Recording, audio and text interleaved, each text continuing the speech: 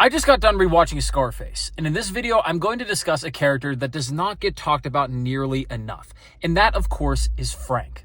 Now, the reason why he doesn't get talked about that much is because Tony Montana sucks the air out of every single room he's in. He is, of course, the main character, and people watch the movie Scarface to live vicariously through his shameless pursuit of power and status.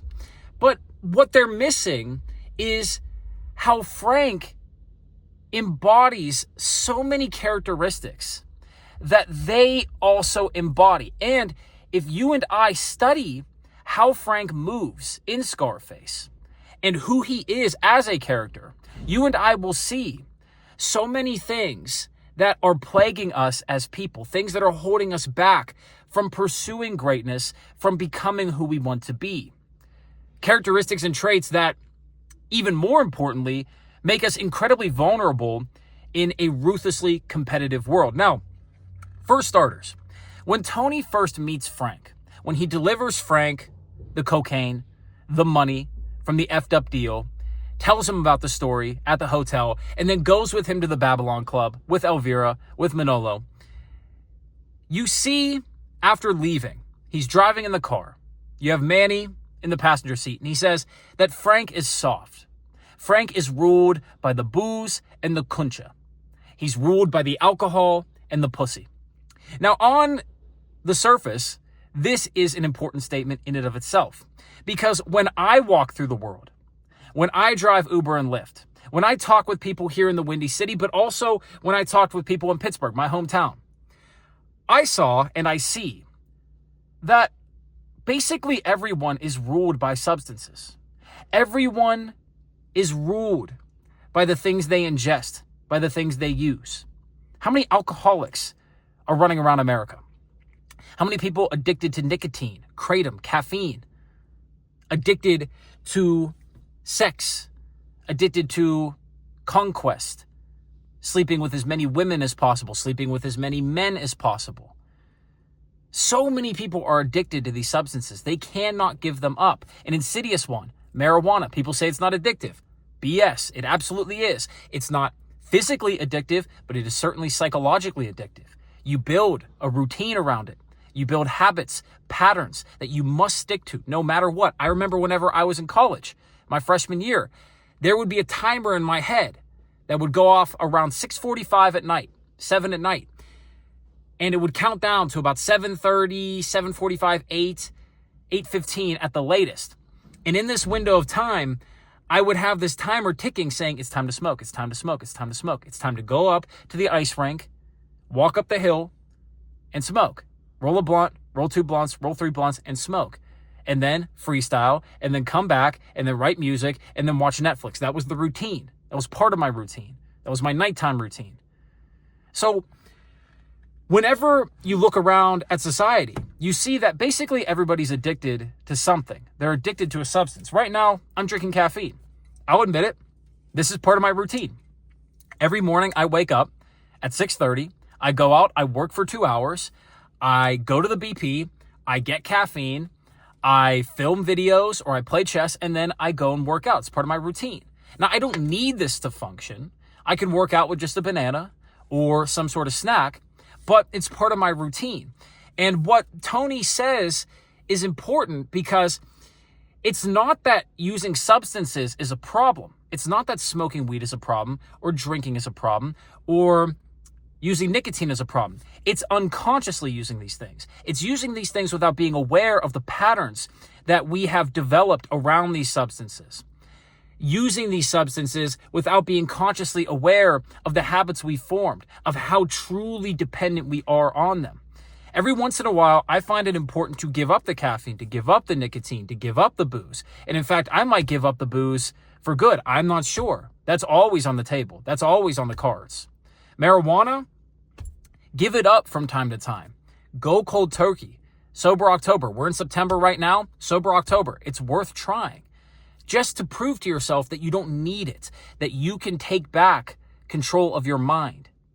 So That's the first thing that Frank embodies, because he truly is addicted to the substances. He is addicted to the pussy. He loves the comfort of his girlfriend. He loves the comfort of the $650 bottle of wine at the Babylon Club. He's addicted to his patterns. He's addicted to his routines of going here and doing this and speaking to this person and running his smooth little operation. And this piles on to the even more prevalent thing that he embodies is this addiction to routine, this addiction to conservatism, this addiction to comfort. It's not just about substances, but what Frank embodies is this addiction to comfort, this addiction to knowing the outcome, of being able to predict every last thing that is going to happen in your day.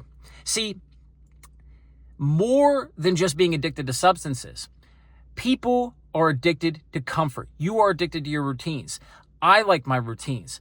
I like my habits. I like my patterns. And you and I need to work against these. We need to be at least conscious of them, but moreover, work against them to make sure that they do not fossilize, crystallize into something that cannot be broken, unless we want to shatter our personality, shatter who we are, the character we're playing in society. Frank embodies this because he doesn't want to change. He doesn't want to expand and grow. Whenever Tony does the deal with Sosa for $18 million, the one that he says is going to make 75 M's for them, Frank should be excited. He should be giddy. Now, of course, Sosa is a character that perhaps is a bit devious, somebody that you don't want to deal with. But strictly off money alone, he should be foaming at the mouth. 75 M's, that's huge. But no, he's scared. He's timid. He's timid and scared, not just because of who Sosa is, but moreover, because he's scared of ruffling feathers, of shaking things up, of expanding the operation. He's comfortable with his Little League games. He's comfortable going to the Babylon Club. He's comfortable effing his girlfriend. He's comfortable in his house, comfortable being the big fish in the small pond, because he's not really in the big pond. He's not doing these huge deals with the Colombians or the Bolivians. He's not doing that stuff. He's comfortable being the big fish in the small pond of Miami.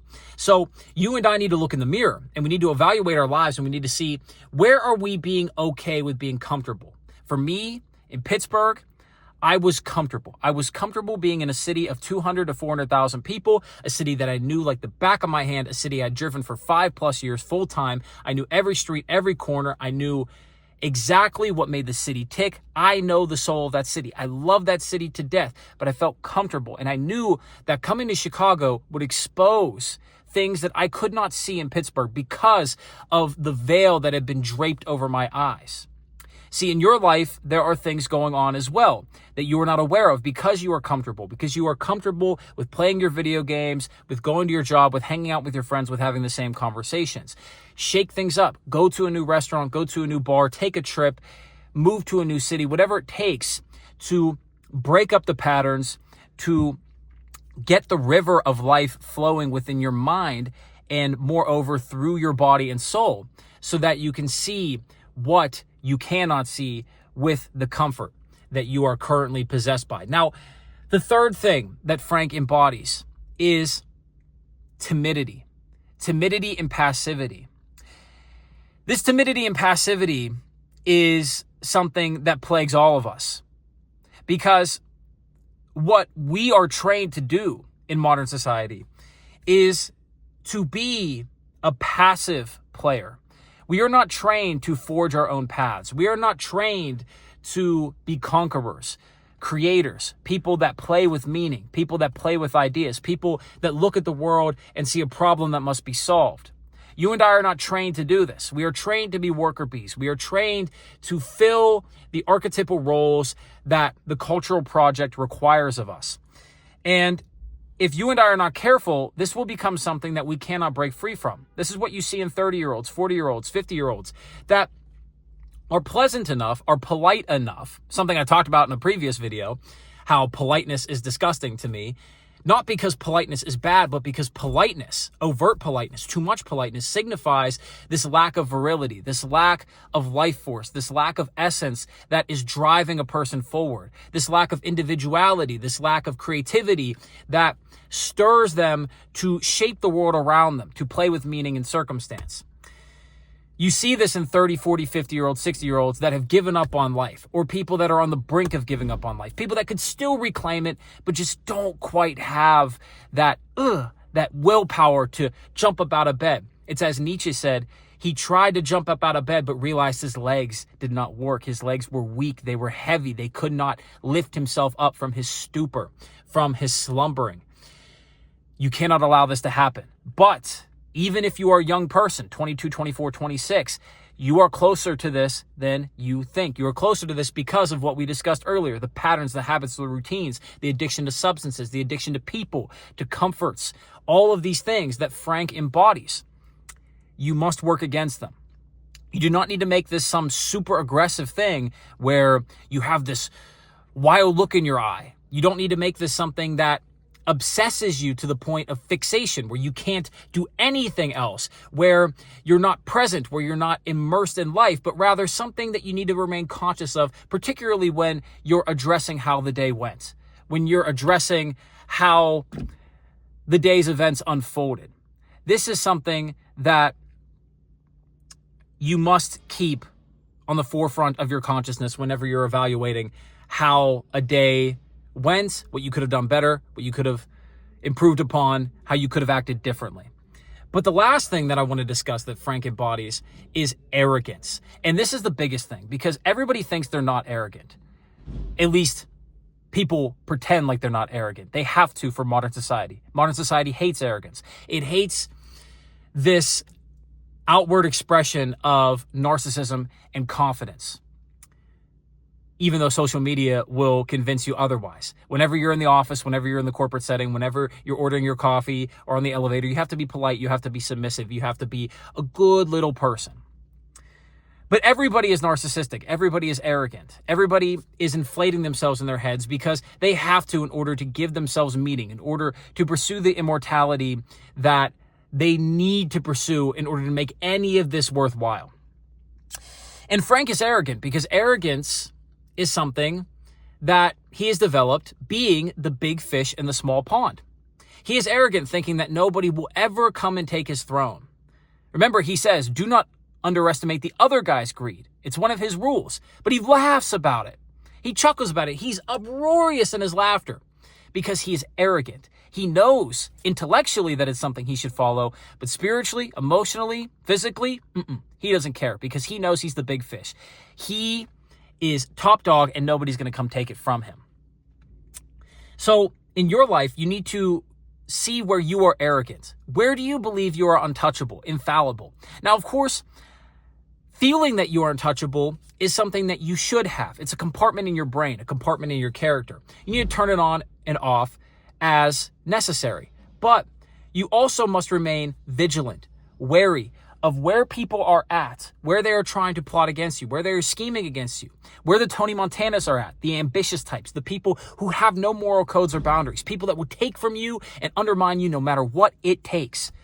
You need to be vigilant, because if you're not vigilant, then you will find yourself, like Frank did, being ousted. Now, of course, you will not get a bullet from a silenced pistol like he got from Manolo in the office of Lopez Motors. But you will get something similar in being fired, in having your position taken, in having your girlfriend taken from you, your boyfriend taken from you, having your status and reputation being questioned, being attacked, kind of like Drake did by Kendrick Lamar. He was not truly vigilant of the threat that Kendrick Lamar posed him. He was a bit arrogant. Now, of course, there's more to discuss on that, but you see what I'm saying. Arrogance will crush you. And when you look at these four characteristics, which there are more to discuss, but these are just the ones off the top that I can think of. When you combine all of these into one character and you evaluate them ruthlessly within yourself, you will see that there is a lot you are letting slip. There is a lot that you are not addressing. There is a lot that is holding you back from being your best self. And there is a lot that is leaving you vulnerable, exposed. And if you're able to address these things, you will prevent yourself from falling down into rabbit holes, from being cut down to size. Remember, hold your head too high, you will get your neck sliced. Bad idea. The penitent man kneels before God, Indiana Jones. Address these things within yourself. You will prevent problems before they become problems. You will cut down weeds before they grow to a significant size. And you will accelerate your growth and progress in the pursuit of greatness, the pursuit of something only you can pursue as a unique individual. So with that, I say, let me know what you think about this video. Drop any other traits below that you saw in Frank from the movie. Again, this is just off the top. And if you want more videos on this movie, Scarface, and other movies in particular, let me know. With that, I say God bless. Have a great day. This is the New Da Vinci. We'll see you in the next one.